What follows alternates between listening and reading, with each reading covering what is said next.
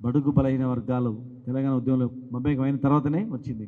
రైతులందరూ వచ్చిన తర్వాత వచ్చింది. కనుక ఇలా మేము చెప్తా ఉన్నాం, డిమాండ్ చేస్తూ ఉన్నాం. వాళ్లకు పోయే కాలం వచ్చింది. శ్రీలంక మాదిరిగా, నేపాల్ మాదిరిగా తిరగబడే రోజు దగ్గరలో వచ్చినాయి. ఎవరు భయపడకండి, కేసులాగా భయపడకండి. వాళ్ళు ఉట్టివే మన మాటలు. రాబోయే ప్రభుత్వం చిన్న పిల్లల్ని అడగండి, రైతులను అడగండి, ఎవరిని అడగండి.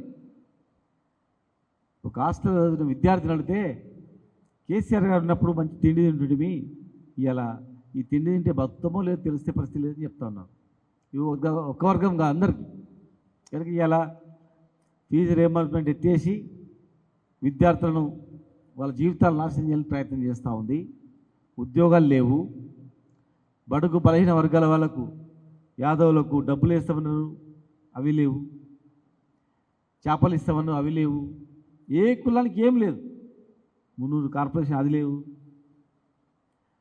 గౌడన్నలు చనిపోతే 10 లక్షలు ఇస్తామన్నారు, అది లేదు. నేత గీత ఏ వరకు లేదు.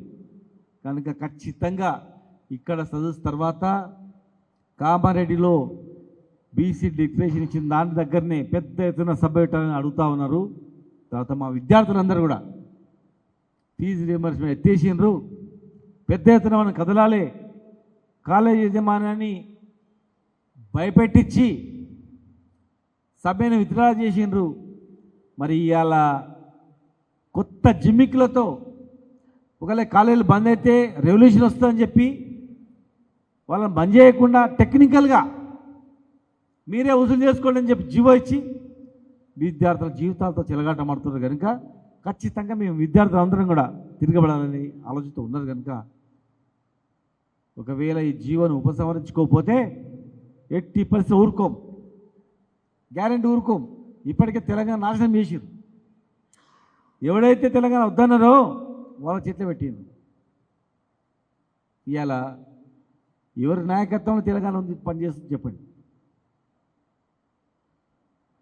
ఎవడైతే పుట్టిన పిల్లల మీద తండ్రికి పేదం ఉంటుంది, వేరేవాడికి ఎట్లుంటుంది? తెలంగాణ తెచ్చినోడు, తెలంగాణ గురించి కష్టపడ్డాడు, ఆయన నాయకత్వం అందరం పనిచేస్తున్నాం. మాకుంటుంది. తెలంగాణ ఉద్యమంలో పాల్గొన్న మాకుంటుంది. తెలంగాణ రాష్ట్రం తెచ్చిన కేసీఆర్ గారికి ఉంటుంది. ఆనాడు అతని మాకుంటుంది.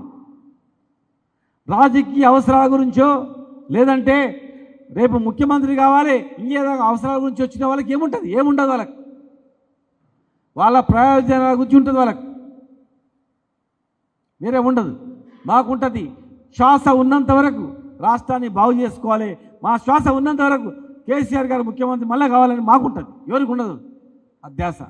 అందుకే మేము తెలంగాణ రాష్ట్రంలో ఇవాళ అల్లకొల్లలమై అందరు కూడా చెల్లా చెదరైపోయిన అందరు రైతులు కానీ, కుల సంఘాలు కానీ, విద్యార్థులు కానీ, అన్నీ కూడా ముస్లింలు కానీ, క్రైస్తవులు కానీ, కులము మతం లేకుండా అందరు చిన్నభిన్నమైంది.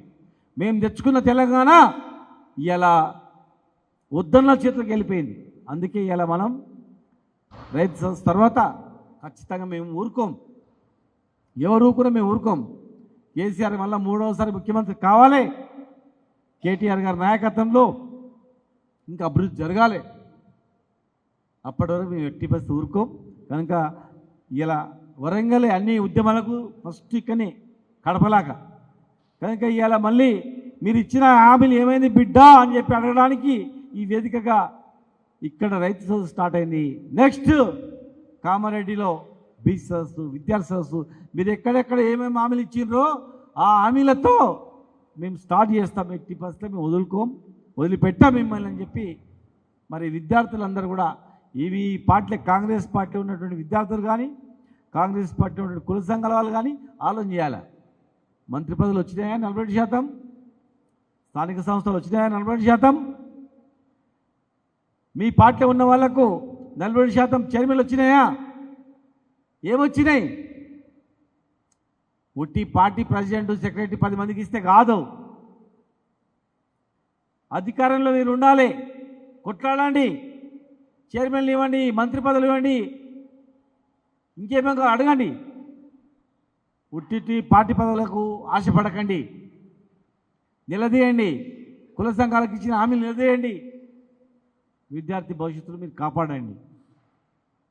ఖచ్చితంగా రాబోయే ప్రభుత్వం మాది కనుక 100% మేము అమలు చేస్తాం.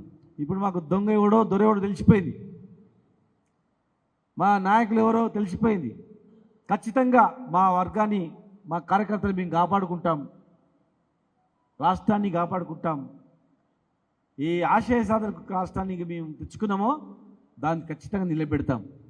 కనుక విద్యార్థులారా, మొన్న ఒక ఉద్యోగి ఇక్కడ చనిపోయాడు, ఒక ఆర్టీసీ ఉద్యోగి వరంగల్ జిల్లా చనిపోయాడు. మాకు చాలా దుఃఖం వచ్చింది. తెలంగాణ ఉద్యమంలో కూడా ఆర్టీసీ కార్మికులు సమ్మె చేసిండ్రు, చనిపోలే. మీరు ఇచ్చిన హామీలు నెరవేర్చకపోగా మీరు మాట్లాడిన మాటలు భరించలేక 3 రోజులకే చనిపోయిండ్రు. మరి మీరేం చేస్తారో ఆలోచన చేసుకోండి. కనుక ఈ వరంగల్ గడ్డ అనేది పవిత్రమైన గడ్డ, ఇది రాష్ట్ర సాధనలో కీలకమైన గడ్డ ఇది.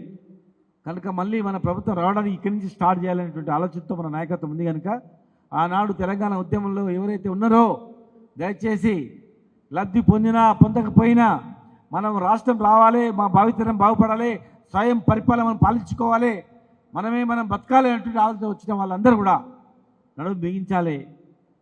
చిన్న పొరపాటు జరిగినా మేము సర్ది చేసుకొని అందరినీ కలుపుకొని రాబోయే రోజుల్లో తీసుకుపోతామని చెప్పి, ఏ ఒక్క ఉద్యోగి చనిపోవద్దు. రిటైర్డ్ ఉద్యోగుడు వరంగల్లో ఒక చనిపోయిండు, ఆర్టీసీ ఉద్యోగి చనిపోయిండు. కనుక మేము భరోసా ఇస్తున్నాం, 2.5 ఏళ్లలో మళ్ళీ కేసీఆర్ ముఖ్యమంత్రి అవుతాడు. విద్యార్థులకు కానీ, కుల సంఘాలకు కానీ, ఉద్యోగులకు కానీ, రిటైర్డ్ ఉద్యోగులు కానీ ఖచ్చితంగా మిమ్మల్ని కాపాడుకుంటాం. దయచేసి మమ్మల్ని నమ్మండి, ఒక్కరు కూడా ఆత్మహత్య చేసుకోవద్దని చెప్పి వేదిక ద్వారా మిమ్మల్ని ప్రార్థిస్తూ వేడుకుంటా ఉన్నాను. జై తెలంగాణ, జై కేసీఆర్.